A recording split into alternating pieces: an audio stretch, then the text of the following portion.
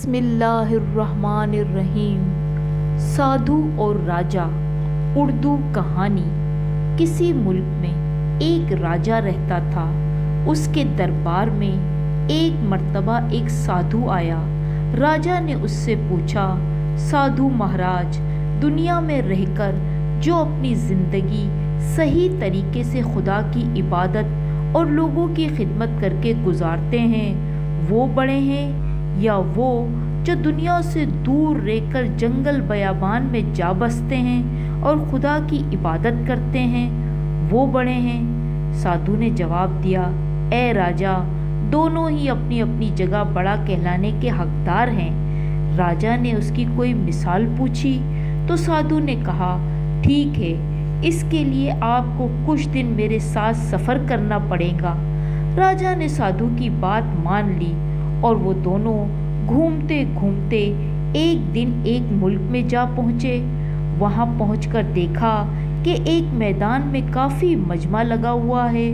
پوچھنے پر پتہ چلا کہ آج اس ملک کی شہزادی کا سویمبر ہے۔ وہاں کے راجا نے یہ منادی کروا دی تھی کہ جس کے ساتھ شہزادی کی شادی ہوگی اسے میری موت کے بعد پوری سلطنت سونپ دی جائے گی اور وہ اس ملک کا راجا کہلائے گا۔ شہزادی بہت خوبصورت تھی اور وہ اپنے ہی جیسے کسی خوبصورت شہزادے سے شادی کرنا چاہتی تھی۔ یوں تو سویمبر میں حصہ لینے کے لیے ایک سے بڑھ کر ایک شہزادے آئے، لیکن کوئی بھی شہزادی کو پسند نہ آیا۔ تبھی وہاں ایک نوجوان سادھو آیا۔ راجکماری نے جیسے ہی اس نوجوان سادھو کو دیکھا اسے پسند کر بیٹھی اور اس کے گلے میں مالا ڈالنے چل پڑی، لیکن وہ سادھو وہاں سے جانے لگا۔ تب راجا نے نوجوان سادھو سے کہا، اگر تم میری بیٹی سے شادی کر لو گے تو میں اسی وقت میری آدھی سلطنت تمہیں دینے کے لیے تیار ہوں اور میری موت کے بعد تم پورے ملک کے راجا کہلاؤ گے۔ نوجوان نے کہا، میں نے تو دنیا کو خیر آباد کہہ دیا ہے، اب مجھے شادی بیاہ اور دنیا سے کوئی مطلب نہیں۔ اتنا کہہ کر سادھو وہاں سے چل پڑا۔ نوجوان سادھو کو جاتے ہوئے دیکھ کر شہزادی بھی اس کے پیچھے پیچھے چل پڑی۔ یہ منظر راجا اور وہ سادھو غور سے دیکھ رہے تھے۔ اچانک جنگل میں جا کر وہ نوجوان سادھو کہیں غائب ہو گیا۔ شہزادی ایک درخت کے نیچے بیٹھ گئی۔ اسی درخت پر ایک چڑیا اور چڑا اپنے 3 بچوں کے ساتھ رہتے تھے۔ سردی کا موسم تھا۔